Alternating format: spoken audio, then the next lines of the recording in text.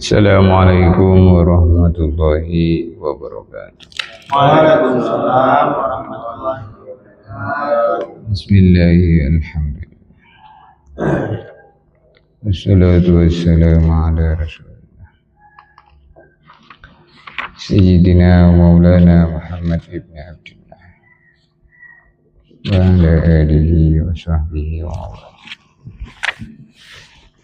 Subhanaka la ilma lana illa ma 'allamtana innaka antal alimul hakim. Rabbi shrah li sadri wa yassir li amri wa hlul 'uqdatam min lisani. Wulida sayyidul mursalin bi syi'bi bani Hashim bi Makkah fi sabihah yaumal itsnain التاسع من شهر ربيع الأول لأول عام من حادثة الفيل ولأربعين سنة خلت من ملك كسرى.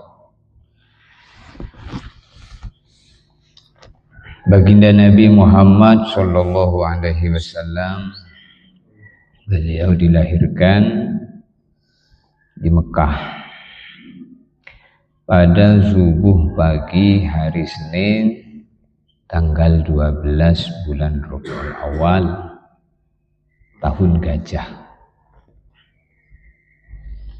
bertepatan dengan tahun 571 Masehi. 571 Masehi. Pada tahun ke-40 dari berdirinya, berkuasanya Raja Kisra. Raja Kisra itu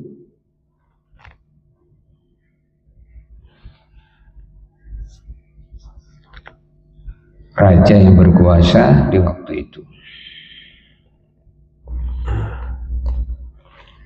Kemudian juga tahun itu dikenal dengan tahun Gajah. Min syahri li awwali amin hadisatil fil.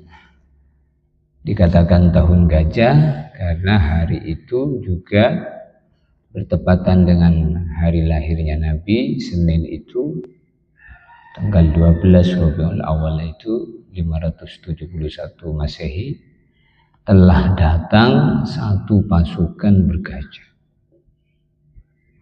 datang dari Yaman. Pimpinannya Raja Abraha. Mereka pasukan yang sangat besar, menaiki gajah yang besar-besar.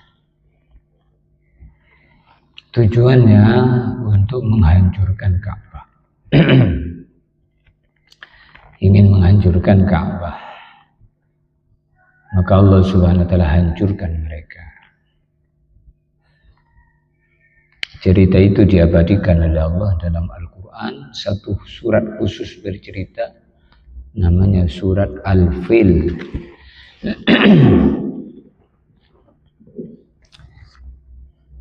Alam taro kaifa fa'ala rabbuka bi ashabil fil. Tidakkah kamu melihat bagaimana Allah Subhanahu wa taala telah berbuat kepada pasukan bergajah? Alam yaj'al kaidahum fi tadlil, di mana Allah Subhanahu wa taala telah menjadikan tipu dayanya berada dalam kesesatan. Apa tipu dayanya berada dalam kesesatan? Maksudnya dia ingin menghancurkan Ka'bah yang dijaga oleh Allah. Maka Allah hancurkan orang yang menghancurkan Ka'bah. Dalam riwayat disebutkan, satu orang beriman itu lebih berharga dari 70 Ka'bah.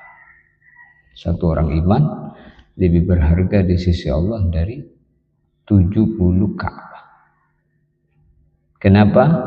Karena Ka'bah itu dihancurkan oleh Allah Subhanahu wa taala. Tapi kalau orang beriman dikekalkan oleh Allah sampai dia menjadi penghuni surga. Maka kita jaga hubungan kita dengan orang-orang yang beriman.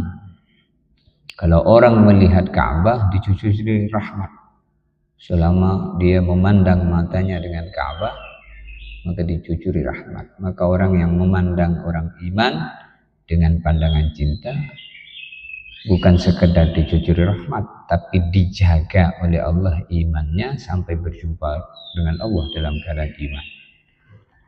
Dalam hadis disebutkan, man nadhara ila wajhil akhi nadratal mawaddah, siapa memandang wajah saudaranya dengan pandangan cinta, walam yakun fi qalbihi ihnatun, dalam hatinya tidak ada kebencian sedikit pun kepada orang iman, dia mandang pandangan senang, lam yattarib hatta yufirullah man taqaddama min dzambih, dia tidak akan diwafatkan Allah melainkan wafat dalam keadaan seluruh dosanya diampuni.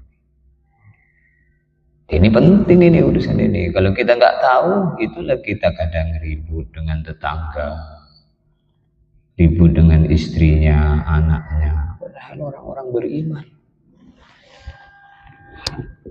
Karena kenapa orang itu tidak baik hubungannya dengan orang beriman? Jawabannya satu. Apa? Karena dia tidak baik hubungannya dengan Allah. Kalau orang itu baik hubungannya dengan Allah, maka dia akan baik hubungannya dengan sesama makhluk Allah. Dan itu jawaban Nabi. Man aslaha ma bainahu wa bainallah, aslahallah ma bainahu wa bainan nas. Maka Allah Subhanahu wa taala akan memperbaiki hubungan seseorang dengan sesama makhluk-makhluk Allah bila seseorang itu baik hubungannya dengan Allah. Man aslaha, siapa yang dia memperbaiki ma bainahu wa bainallah, hubungan dirinya dengan Allah, aslahallah ma bainahu wa bainan nas, maka Allah perbaiki hubungan dirinya dengan sesama manusia. Maka baginda Nabi Muhammad sallallahu alaihi wasallam dari pernikahan antara Sayyidina Abdullah bin Abdul Muttalib bin Hashim bin Abdi Manaf bin Qusay bin Murrah bin Ka'ab bin Lu'ay bin Ghalib bin Fihr. Itu nasabnya Nabi Muhammad SAW kalau ditelusuri sambung kepada Nabi Ibrahim Al-Khalil dari jalur Nabi Ismail alaihissalam. Jadi Nabi Ibrahim itu punya dua anak, yang pertama Nabi Ismail, yang kedua Nabi Ishak. Nabi Ismail ini adalah hasil mujahadah ayahnya, hasil mujahadah ayahnya. Nabi Ibrahim kemudian punya anak lagi namanya Ishak, hasil mujahadah ibunya. 40 tahun, 80 tahun sudah tua belum dikaruniai anak. Maka Nabi Ibrahim alaihissalam berdoa, inni dhahibun ila rabbi sayahdi, saya akan menghadap Allah, saya mau minta sama Allah, mau berdoa sama Allah. Sayahdi, pasti Allah beri saya petunjuk, pasti Allah SWT memberi saya apa yang saya mau. Setelah 80 tahun baru dikasih anak Ishak dengan istrinya yang bernama Sarah, Ismail dengan istrinya yang bernama Hajar. Maka atas dua anak ini Nabi Ibrahim alaihissalam bersyukur, alhamdulillahilladzi wahabali 'alal kibari Ismail wa Ishaq. Terima kasih ya Allah, Engkau telah memberi saya anak Ismail dan Ishak. Maka di dua anak inilah seluruh nabi-nabi sambung kepada dua putra ini, putranya Nabi Ibrahim ini, kepada Nabi Ismail yaitu Nabi Muhammad sallallahu alaihi wasallam, kepada Nabi Ishak yaitu seluruh nabi-nabi setelah Nabi Ibrahim itu keturunan Nabi Ibrahim dari jalur Nabi Ishak. Maka Nabi Ibrahim dijuluki Abul Anbiya, ayahnya seluruh para nabi. Kemudian dalam riwayat disebutkan, siapa menjaga agamanya sebagaimana Nabi Ibrahim alaihissalam, Allah SWT akan menjaga 7 keturunan sebagaimana Allah menjaga Nabi Ibrahim alaihissalam. Dan Nabi Muhammad SAW diperintah dalam Al-Quran, anittabi' millata Ibrahim hanifa. Hai Muhammad, kamu ikutilah agama Ibrahim. Maka banyak dalam sejarah agama kita, Nabi Muhammad SAW ini banyak amalan-amalan yang mana amalan itu yang memulainya adalah keluarga Nabi Ibrahim. Terkhusus amalan ibadah haji. Amalan ibadah haji itu kebanyakan yang ngawali adalah keluarga Nabi Ibrahim alaihissalam. Mulai daripada bangun Ka'bah, lalu kemudian Nabi Ibrahim alaihissalam disuruh wa'adzim bin nas bil haji ya'tuka rijala wa ala kulli dhamiri yatina min kulli fajjin amik. Wahai Ibrahim, panggil orang semuanya untuk datang ke Ka'bah ini untuk mengerjakan haji. Nanti siapa yang mendengar panggilan kamu, dia akan berbondong-bondong datang ke sini. Mereka datang dari penjuru yang jauh. Min kulli fajjin amik, yaitu kerijala, akan datang dengan berjalan kaki.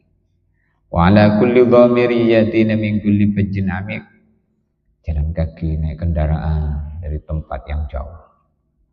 Maka panggilan Nabi Ibrahim alaihissalam itu dalam bab haji sampailah kepada arwah-arwah alam arwah, termasuk umatnya Nabi Muhammad SAW yang masih di alam arwah. Sehingga dalam bab haji disebutkan, siapa yang ketika Nabi Ibrahim alaihissalam memanggil waktu itu, lalu dia di alam arwah menjawab labbaik, maka dia akan datang ke Mekah, baik haji maupun umroh sekali. Kalau labbaiknya 2 kali, 2 kali. Kalau labbaiknya 3 kali, 3 kali datang dengan izin Allah. Tapi kalau nggak jawab, dablek dia, nggak jawab, maka nggak berangkat dia, walaupun dia kaya.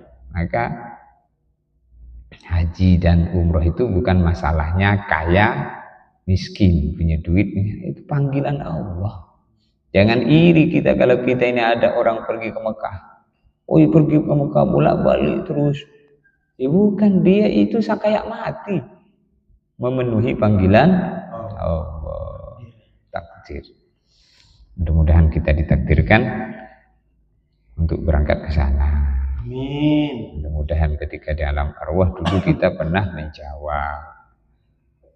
Kalau tidak jawab, dia tidak berangkat. Fi sabihati yaumil itsnain, pada subuh hari Senin, min syahri Rabiul Awal, yaitu bulan Rabiul Awal, li awwali amin min hadisatil fil, yaitu tahun gajah. Lahirlah Nabi Muhammad SAW ke dunia ini. Maka dalam Al-Quran disebutkan, fabidzalika falyafrahu huwa khairum mimma yajma'un. Fabidzalika, maka dengan lahirnya Kanjeng Nabi Muhammad, falyafrahu, maka hendaklah kalian semua bergembira. Huwa, lahirnya Nabi Muhammad itu, khairum mimma yajma'un, lebih baik daripada seluruh benda yang kalian kumpulkan. Maknanya bergembira ketika kita mendapat uang, bergembira ketika dapat nikmat yang kita kumpulkan, kita bergembira. Lebih pantas untuk bergembira, bahkan lebih bergembiranya daripada mendapatkan apa yang kita kumpulkan berupa uang, emas, intan berlian. Lahirnya Nabi Muhammad. Lahirnya Nabi Muhammad ini nikmat yang sangat besar, sehingga bergembira dengan lahirnya Nabi Muhammad SAW mendapatkan barokah sampai orang kafir pun, yaitu Abu Lahab. Abu Lahab ketika Nabi lahir, maka budak perempuannya yang bernama Suwaibatul Aslamiyah membawa berita dia telah lahir Nabi Muhammad. Suwaibah al-Aslamiyah mendengar, maka Suwaibah lari menuju rumahnya Abu Lahab, pamannya Nabi. Abu Lahab ini pamannya Nabi, saudara ayahnya Nabi. Paman Nabi itu Abu Lahab. Kalau Abu Jahal itu bukan pamannya, itu Abu Jahal itu bukan pamannya, tapi paman dalam istilah memanggil karena dekat dengan keluarganya Nabi. Seperti orang Palembang, kalau ada orang dekat dengan ayahnya dipanggil om, om. Om, apa om kamu? Bukan, itu kawan bapak saya. Abu Jahal itu bukan paman, tapi panggilan istilah paman karena dekat dengan keluarganya. Adapun Abu Lahab itu paman. Maka Suwaibah al-Aslamiyah dia telah lari ingin memberikan kabar gembira bahwa keponakannya telah lahir. Maka Suwaibah bilang kepada Abu Lahab bahwa Aminah melahirkan anak keponakan kamu, anak keponakan kamu. Artinya keponakan, anak keponakan itu dikatakan anak keponakan, anak saudara. Maka dikatakan anak keponakan, anak ponaan. Anak ponaan itu ponaan, anaknya saudara. Maka dipanggil keponakan. Telah lahir, maka Abu Lahab senang. Kemudian Suwaibah al-Aslamiyah ini dimerdekakan. Sebagai hadiah membawa berita bahwa keponakannya yaitu Muhammad telah lahir. Maka disebutkan dalam kitab I'anatul Talibin, famadhannu bil 'abdil ladzi kana 'umruhu sururan bi Ahmada wa mata muwahhida yukhaffaf anhu yaumal itsnaini bisururi bi Ahmada. Abu Lahab setiap hari Senin diringankan siksaannya, diringankan, bukan dibebaskan. Kalau orang kafir itu tidak terbebas daripada azab, dia selama-lamanya. Hanya saja setiap hari Senin diringankan. Siksaan Abu Lahab diringankan setiap hari Senin, yukhaffaf anhu. Kenapa? Bisururi bi Ahmada, karena bergembira dengan lahirnya Nabi Muhammad. Famadzanna bil 'abdil ladzi kana 'umruhu sururan bi Ahmada wa mata muwahhida. Lalu bagaimana penilaian kamu tentang orang yang bergembiranya itu bukan sekedar hari Senin, tapi sepanjang hidupnya bergembira, dan dia bukan orang kafir, tapi dia orang Islam, umatnya Nabi Muhammad. Orang kafir saja Abu Lahab bergembira sekali di hari lahirnya Nabi Senin itu dikasih keringanan daripada siksa. Lalu bagaimana dengan orang yang dia umatnya Nabi, beriman kepada Nabi, bergembiranya bukan sekedar hari Senin, tetapi sepanjang hidupnya. Maka bergembira dengan Nabi itu maksudnya menghidupkan sunnahnya Nabi sepanjang hidupnya. 24 jam bagaimana sunnah Nabi. Ketika makan ada sunnah Nabi, ketika makan, ketika minum, ketika buang hajat, ketika tidur, ketika berjalan, ketika berbicara, ada sunnah Nabi. Man ahya sunnati faqad ahabbani. Siapa yang dia mencintai Nabi, maka dia menghidupkan sunnah Nabi, maka ia mencintai Nabi. Siapa yang ia mencintai Nabi, maka dia bersama Nabi di surga. Maka Suwaibah al-Aslamiyah dimerdekakan. Kemudian Abdul Muthalib kakeknya Nabi, dia kemudian menggendong Nabi masuk ke dalam Ka'bah, diresmikanlah nama Nabi, dikasih nama Muhammad. Pada hari ke-7 diakikohin. Jadi yang mengakikohin lahirnya Nabi pada hari ke-7 itu adalah kakeknya. yaitu Abdul Muthalib. Abdul Muthalib itu kakeknya. Kalau Abu Thalib itu pamannya. Jangan keliru. Kalau Thalib, ini keliru. Abdul Muthalib pamannya, terus dikatakan kakeknya. Abdul Muthalib itu kakeknya, Abu Thalib itu pamannya. Jangan keliru. Kadang kalau nggak pernah ngaji, ilmunya dari dengar-dengar, salah dengar, banyak keliru. Abdul Muthalib, ada yang menyebutkan Abdul Muthalib, ada yang mengatakan Abdul Muthalib. Kemudian Abu Thalib, itu jangan salah, yang paman itu siapa, yang kakek itu siapa. Banyak juga orang keliru antara malaikat mungkar dan malaikat nakir.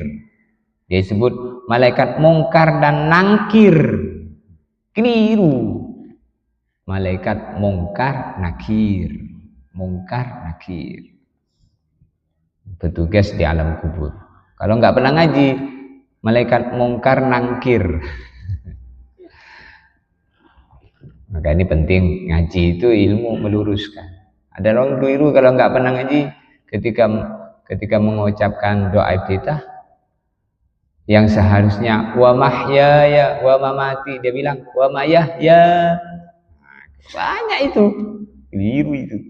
Yang benar tuh wa mahyaya wa mamati, inna sholati wa nusuki wa mahyaya wa mamati. Karena nggak pernah ngaji wa mayahya. Ada lagi wa mahyaya wa mahyahya, ada. Yang benar wa mahyaya wa mahyaya, jangan wa mayahya. Ini penting. Kemudian kebiasaan orang Quraisy, kalau ada bayi lahir maka ibunya itu tidak menyusui, tapi dicariin ibu susuan. Maka ibu susuan Nabi itu ada dua. Yang pertama Suwaibah al-Aslamiyah tadi, budaknya Abu Lahab yang dimerdekakan tadi. Dialah yang menyusui Nabi. Di waktu itu Suwaibah juga punya anak kecil namanya Masruh. Jadi di saat Suwaibah itu menyusui bayinya Masruh, maka Suwaibah menyusui dua bayi. Yang pertama bayi anaknya dia sendiri namanya Masruh, laki-laki. Kemudian kemudian dia menyusui Nabi. Maka Masruh ini saudara sepersusuan dengan Nabi. Suwaibah ini ibu susuannya Nabi. Sampai umur 5 tahun. Setelah umur 5 tahun, maka Nabi ini diserahkan oleh Suwaibah kepada Siti Aminah. Ada yang mengatakan sebelum 5 tahun itu Suwaibah telah menyerahkan kepada Siti Halimah As-Sa'diyah. Maka ibu susuan Nabi yang kedua adalah Halimatus Sa'diyah. Setelah umur 5 tahun diserahkan kepada ibunya yaitu Siti Aminah. Maka kemudian Siti Aminah ngajak Nabi pergi ke Madinah, Yasrib, untuk berkunjung ke kuburan ayahnya. Siti Aminah ingin memperkenalkan kuburan ayahnya, karena Nabi SAW itu wafat ketika Nabi umur 2 bulan. Dalam kandungan ayahnya Nabi wafat. Sebagaimana disebutkan, falamma tamma min hamlihi syahran ala ashhuril marwiyah tufiya abuhu bil Madinah.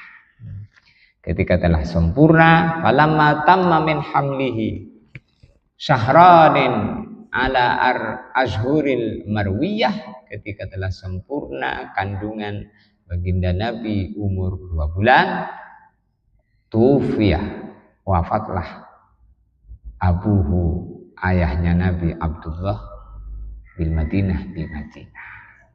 Di Madinah itu tempat wafatnya ayahnya Nabi di Madinah. Maka ketika umur 5 tahun, masuk umur 6 tahun, Nabi diajak oleh ibunya berkunjung ke kuburan ayahnya. Ini sunnah ngajak anak-anak kita ziarah kubur ayahnya, ziarah kubur ibunya, atau kalau ayah ibunya masih ada, maka ayah dan ibunya ngajak ziarah kubur keluarganya yang sudah wafat. Mungkin kakeknya, mungkin neneknya. Dikenalkan, ini kakek kamu, ini nenek kamu. Oh, saya punya kakek ya, iyalah. Saya kalau tidak punya kakek gimana? Ini kakekmu, kakek itu ayah saya, kata bapaknya. Ini ayah saya, kakek kamu. Ini ibu saya, nenek kamu.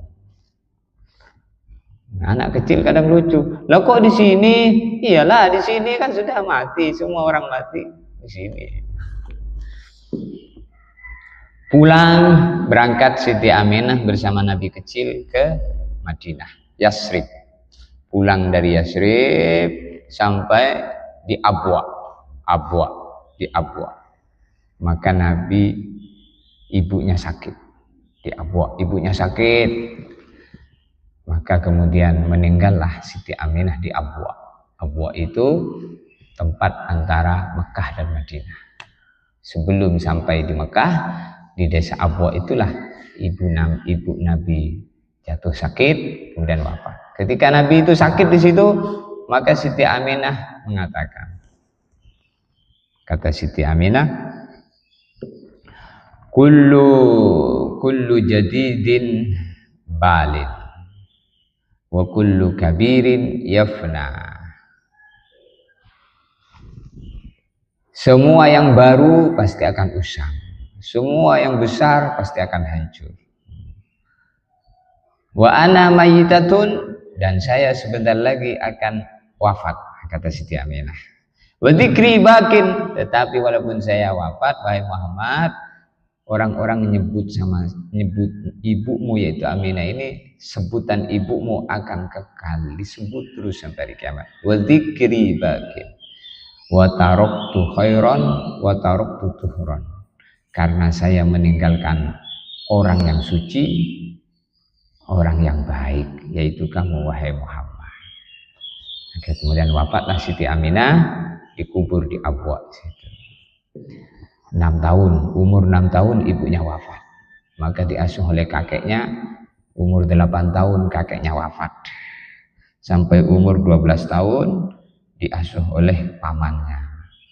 Pamannya yaitu Abu Thalib. Maka umur 12 tahun itu sudah gak punya ayah, gak punya ibu, gak punya kakek. Maka diasuh oleh pamannya. Sampai umur 12 tahun sudah remaja, mengembala kambing. Mengembala kambing, dari hasil mengembala kambing itulah baginda Nabi SAW